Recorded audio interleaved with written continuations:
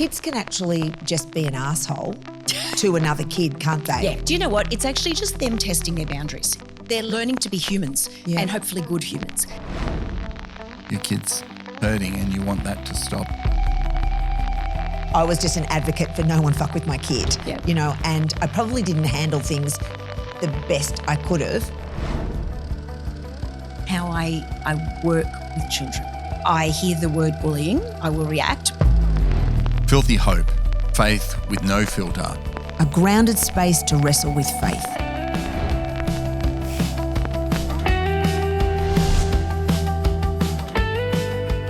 Welcome back to Filthy Hope. We are here to talk about faith with no filter. If you've not watched before, we have a podcast and you can watch, listen and learn about how you find hope in the grey spaces of life. Reverend Sister. Reverend Brother, how are you today? I am okay. Yourself? I'm really good, and I'm really excited because we are going to be having a radically honest conversation. It's a conversation about faith with no filter here at Filthy Hope, and we've got this amazing special guest who happens to be a friend of mine and also happens to be my Reverend Brother's missus.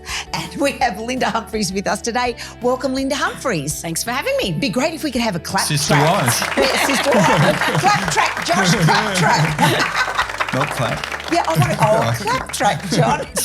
We are so excited to have you here today, Lynda. Thanks. Thanks for coming in. And for our listeners, we're going to do this podcast today in two sections. So this is part A of Lynda's story, and we're going to talk to Lynda about her story in life. Who is Lynda? We're going to have time to actually get to know her. But the reason we've asked her in is because Lynda is an educator. She's been an educator for more than 30 years. She has a master's degree in wellbeing and in leadership. Yeah. And Lynda has been working in the school system for all of this time, and she has a keen understanding about diversity and inclusion. And we're going to be touching on a whole range of topics from mental health to neurodiversity and everything. Just difference. Gender. How do we be different? Yeah, that's right. And what do we do about that in our schools, in our workplace, and in life in general, right? Yep. And in our churches. So, Lynda, welcome. That was a big introduction. It's great to have you. Good to be here. Yeah. So, Lynda, can you crack open the Lynda Humphrey story for us? Who is Lynda Humphries? Who is Lynda Humphries? Other than my wife. Other than your wife. Or I'm your husband. Maybe that's a better way to that's a better phrase way to put it. I am in a personal space. I am married to John.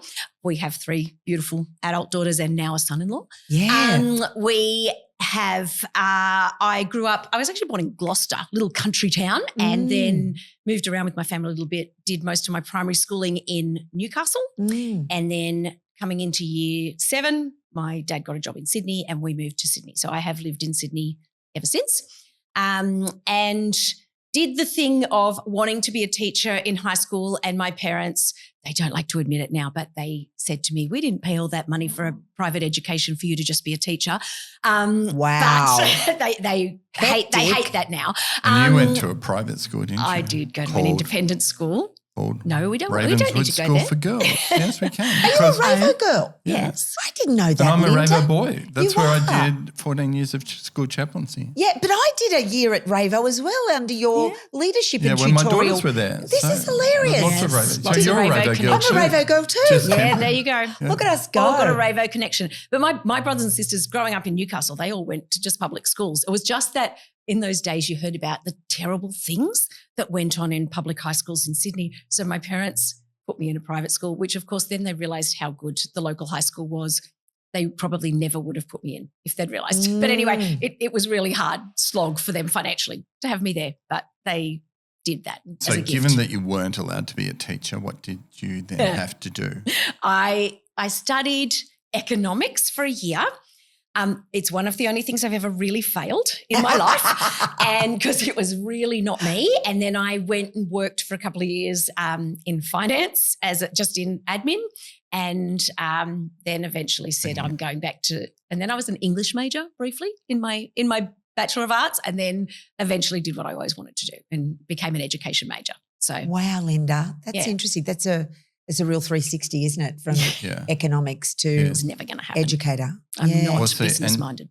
We had to, because everyone assumes that we met as teachers. But I was able to say, no, I was a teacher and Lynda was an EA, executive assistant. And then when she became a teacher, I then had to change my career. So, Because you became a reverend. It was my turn. Oh, that's hilarious. Oh, that's too funny. I didn't know that story. Well, Lynda, so tell us a little bit about school and what you learnt in school. School for me was mostly a good time.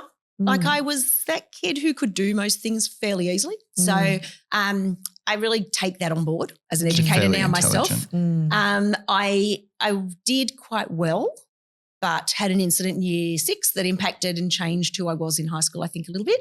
What was that? I was bullied quite badly in year 6, basically because I was school captain and my one of the girls was quite jealous that I got that. And so for 4 months in year 6, she had convinced my entire class not to speak to me. So no one in my class spoke to me unless a teacher was watching for 4 months.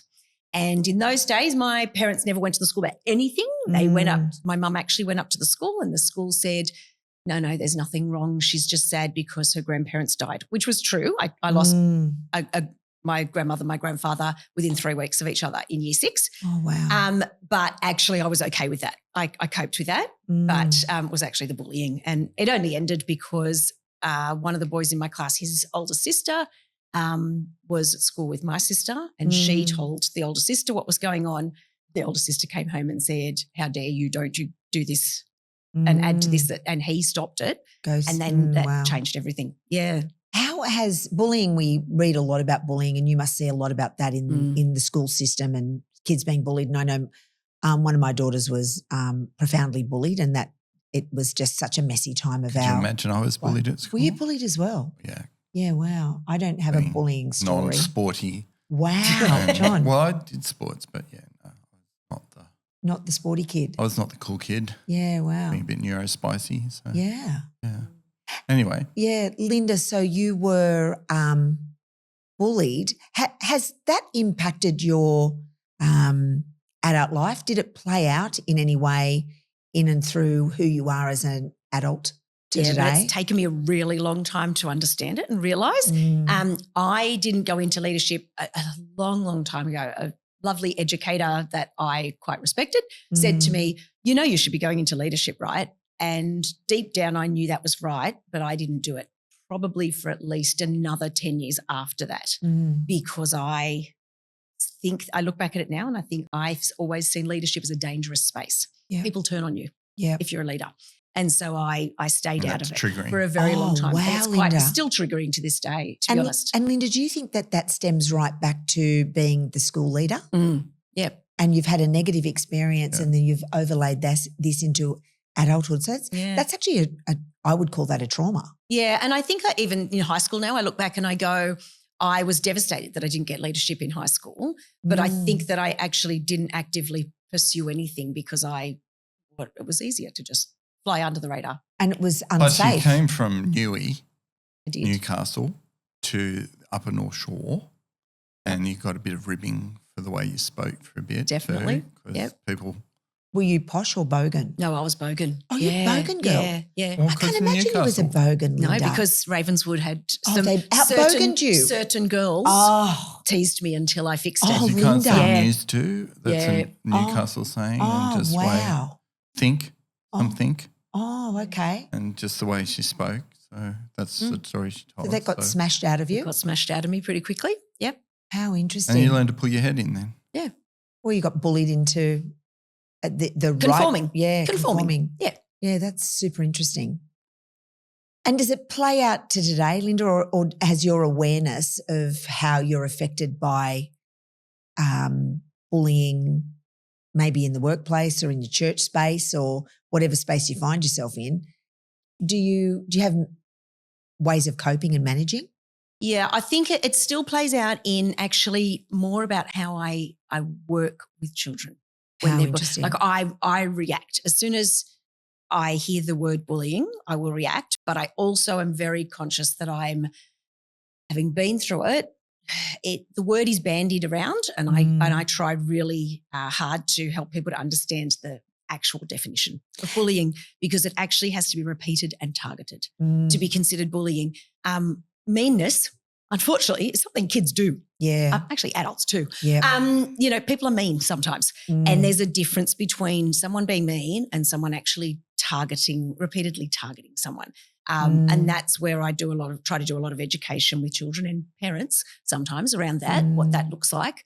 But I definitely react hard and fast. If I do think that that's going on, I'll investigate really carefully. But it's had a really impact on how I lead in that space. So, Lynda, kids can actually just be an asshole to another kid, can't they? Yeah. They can just definitely. be an outright rude little turd. Do you know what? It's actually just them testing their boundaries. It's actually a normal developmental stage. People test what they can get away with, and they will give it a go.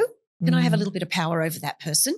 And that's what bullying basically is. It's all about a power play. Wow. And then, they will test that sort of stuff out. And the question is, so I always, we're just going into my whole discipline policies here, but the way I discipline in the school, I've got little people, just to help you understand. Kindergarten to year 4 is what I lead. And I believe that especially at that age, they're learning. Yeah. They're learning to be humans and hopefully good humans. And so if I hear of that sort of behaviour, I will always go to education first. Educate them on what we expect, educate them on what that needs to look like and how we actually treat each other well. And it only to me would become bullying if I hear that I've educated them and they're still going back and doing it. So I keep an eye on that quite closely. But you're also wondering always about the why. Yes, definitely. Because a kid may be doing the wrong thing, which is not acceptable. But there may be an underlying cause that also needs to be addressed, because they may have stuff happening at home. Worst case scenario, they're being abused. Yes. Or maybe their family breaking up, or as you said, suffering from grief because they've had things that they're not used to and having to cope with. That all triggers behaviour. Definitely. And part of the thing that we need to learn in society about inclusion is about asking why. It doesn't excuse why they're doing it, but if we can understand why, we're more likely to get the change that we want to see. Yes. If we understand and have compassion rather than trying to persecute somebody who's different, or even doing a horrible and evil thing as targeting somebody. Yes. But if they've been targeted themselves, often bullies have been bullied, or, abusers have been abused, all that sort of stuff happening. So. Can I share an interesting story? It's very insightful that you say that. As a parent of kids, and I was very anti-bullying, anti-anybody hurting my kids. So an advocate for no one's going to hurt my child. You have to deal with the bikey husband and the badass bitch mother. So it was just like I was just an advocate for no one fuck with my kid, and I probably didn't handle things the best I could have. And I probably would have been a nightmare parent for you, Lynda, in the school. But I remember Slink being very little and in primary school, and she probably would have been in year 4. And I still remember the kid's name and what he looked like. And it's probably, now you say that, it wasn't repeated bullying. It happened once, but it was quite violent behaviour. And he spun her around, lifted up her dress and pushed her into a tree, and she grazed all her body. So it was a very aggressive behaviour. And she was really upset by this, and she came home and cried about it, and the teachers managed it the best that they could on the day. Well, Slink was nervous of going back to school each day, so I thought I might take matters into my own hands. And so I thought I'd intercept before the kid got dropped off at school with the said kid's mum, just outside the school grounds, and thought, I see I'm one of those mothers. Yeah, terrible idea. Yeah, terrible idea. But I thought it'd be better off school grounds than on school grounds. Note to self, don't ever do that. No, talk to the school. Get the school to help you. Get the police involved, the other parents, you may end up assault or So, but anyways. The interesting thing was that I went. You didn't beat the crap out of them. Did not, no. But I had some harsh words with the mum and the kid. Right. I bent down on the level of the kid, and Not intimidating at all. Well, I got down on his level. I thought it was a good idea as opposed to took power over. No, true. Is that not right? I thought that would be it's better, but that's Still not cool. threatening. You don't talk to the child. bad parenting. Just Not bad parenting. Not bad parenting. Coming Misunderstood. from, but also coming from a heart of, and this is what I Yeah, often say protect my kid. with parents, even when they're coming at me and upset about something, they're generally coming because they want to protect their child. 100%. Which part of my first thing to say to them is, you know what, I want to protect your child too. Yeah. So how do we work together to do that instead of you doing it? Yeah. I'll work with you. Let's try and come up with a plan. Which is where we get to I language and that sense of this is how I'm feeling and I need you to know that and this is what I'd like to have happen, which is the rational thing. But we know if this is a brain, you may have seen the hand model of the brain before. In the middle is the amygdala and that's our feeling emotion center and we have our crinkly stuff on the top. When we're really upset, the amygdala hijacks our brain and we just stop thinking rationally. So we're on the warpath. We want revenge or we want I the just kid wanted to stop. That's right. Don't hurt my But we kid. don't And it's our necessarily job. think how to better, and that's where it's good to talk with the school. Yeah. Because there are people listening, you know, your kid's hurting and you want that to stop. And that's- 100%. We fully get that. And I it's did talk usually to the school. schools. I did talk to the school and nothing happened. Now think about it. Let's put a lens over this. This was 18 years ago. Yes. So I don't know if they knew much about trauma-informed Probably not. leadership at that and point. wellness at that time. And so I actually thought I was doing the right thing because the school did nothing to defend my child. And I actually, in the course of speaking to this child, I got to know that family was a very, there was DV going on in that home. Yeah. And so the little kid was witnessing domestic violence. Yep. Yeah. And I got to know this about the family and all I could do is just protect my child in as much as to tell her to stay away from him at all costs. And see, that's where I would say now we know more. And in a school as a leader, that's stuff that sometimes I know as the leader. And so even back then, the therefore, school may have known, but they it. can't tell you. They can't Correct. tell you. And they may have done something. And they may have done things that you didn't know about. Oh, how and usually interesting. You just think, I have to say to parents, I actually have handled this quite seriously. I've taken this very seriously. I need you to trust me, but I can't tell you more.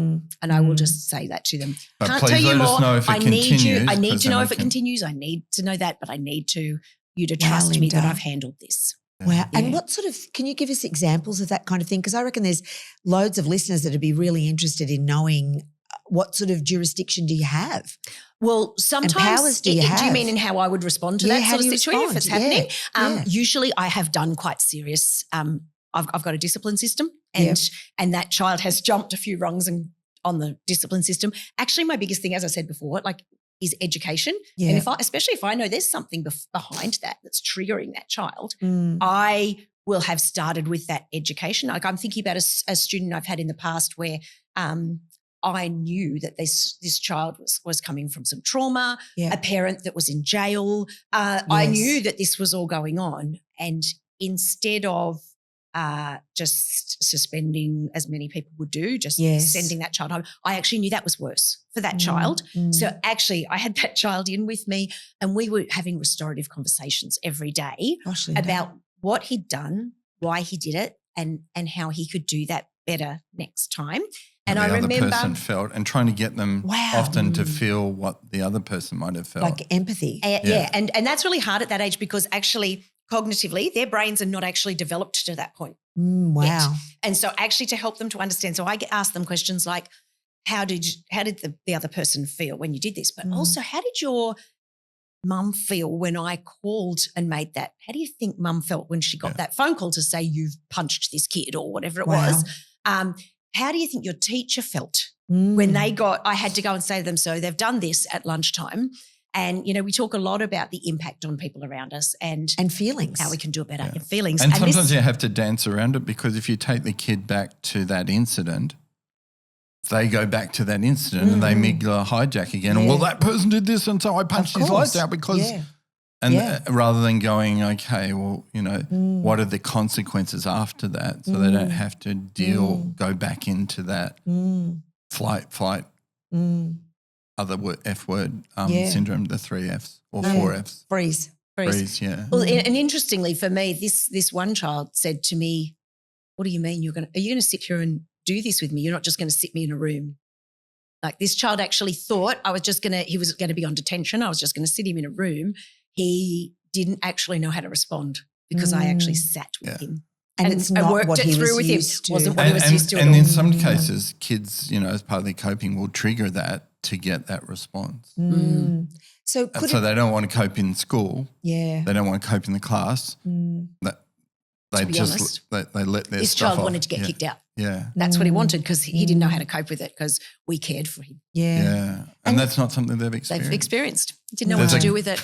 Yeah. Great New Zealand TV show from a while back called 5 Periods with Mr. Gormsby or 7 Periods with Mr. Gormsby. Totally inappropriate. Totally inappropriate. But one of the things is this class is acted up and this kid comes and goes, "Oh, you mate, yeah, mister, what are you going to do? You're going to cane me? You're going to send me out of school? You're going to suspend me?" He goes, "No, counselling."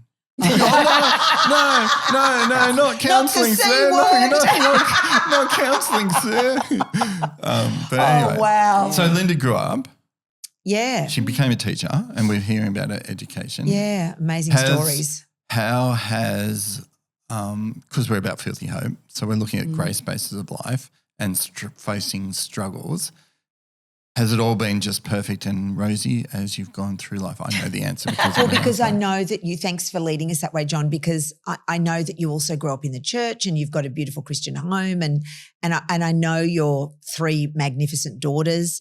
Does faith make everything better? Yeah. Absolutely not. It Hang on, helps you to can cope. I just say that again? John just said, did faith make everything better? No. It makes it better.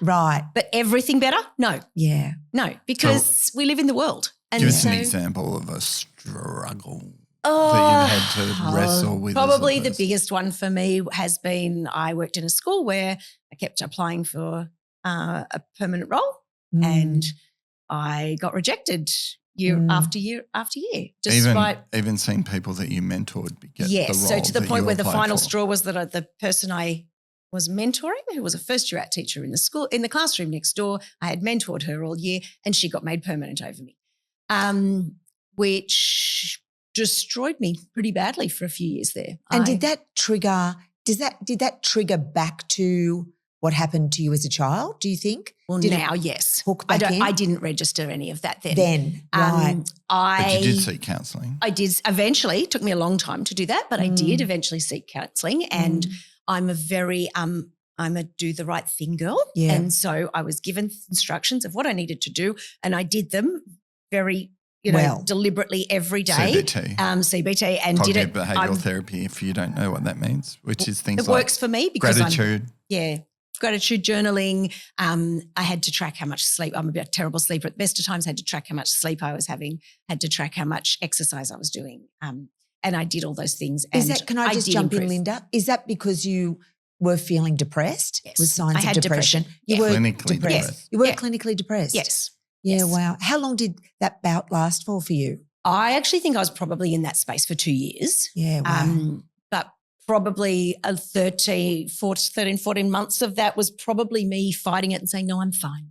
Yeah. I'm fine. I'm not that person. Because actually on the surface, most people would say, I can't believe that. And in fact, I know at the time people said, I can't believe that. That's so not you. But I was just very good at masking what was, but my family knew. They were living it. And we'll pick that up Yes. in the next conversation that just because people are coping doesn't mean that there's not stuff going on. Yeah, other stuff happening. Definitely. Because we're running out of time,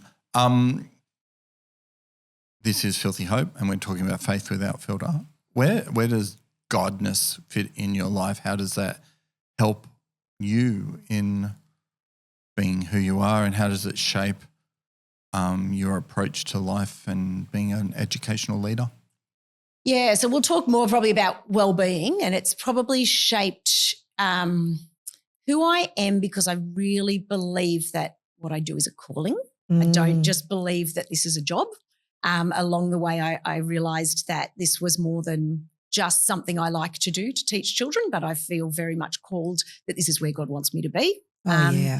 And it's very much impacted the way I see the people around me, which traditionally has been children, but actually increasingly now it's children and the people I work with and I lead. How do I care for them in the model that Jesus has given me? And as I grow older and I mature and I do those things, how do you see that model, just for people who's not sure, don't do Jesus much? Yeah, for me it's so our daughter would use a different word, but basically, how do I not be a jerk in what I do? How do I stop putting me first? And that's actually been really interesting in my leadership challenge. But how do I stop putting me first and actually think about how would Jesus actually care for this person? Wow. And whether that's a child, that's a kindergarten child coming in, or that's a parent an angry parent that I'm dealing with. That's problematic staff person. Problematic staff member. How am I dealing with them in a way that actually helps them? If I actually love them and care about them, I want them to grow and be better. And how am I going to help them to do that? And part of that's facing truth, isn't it? It is. That's been my big leadership thing, like learning that part of that is I naturally don't want to have difficult conversations because I like peace. My sisters would tell you they call me Switzerland because I will stay out of fights because I'm not interested in being a part of it. But I have learnt, particularly in my workspace, that sometimes hard conversations with children, with parents, with staff, if I actually love them the way Jesus does, and I want them to improve, and sometimes that means I've got to put me aside and actually have the hard conversation. That's massive, Lynda. That's huge personal growth and understanding about your own self, because showing up and being the best person that you can be is just exactly what Jesus would want for us, I believe. Yeah. And that's incredible. I am super excited for part 2 of our story, and we're going to talk to Lynda about inclusion in schools. We're going to talk about her neurospicy children and what that's like, and what it's like living in the Humphries household with all the excitement that happens there and the 47 different conversations and strands of conversations. Have dinner with this family. It's a rock concert, let me tell you, people. And we're going to dive into that, and we're going to talk about how we can be welcoming. Yeah, how we absolutely. actually see each other as humankind and stretch our sense that the norm is not just the norm. There's a bigger norm that we need to be thinking of. Anyway, thank you for watching or listening. Of course, like, subscribe, etc. In fact, don't feel you have to subscribe, because if it's useful to you, you will. But our like does help us get the message out to other people who might be interested in these great conversations. Thank you. Thanks, Lynda. See you next part 2. See you next episode. Have a good one. Bye.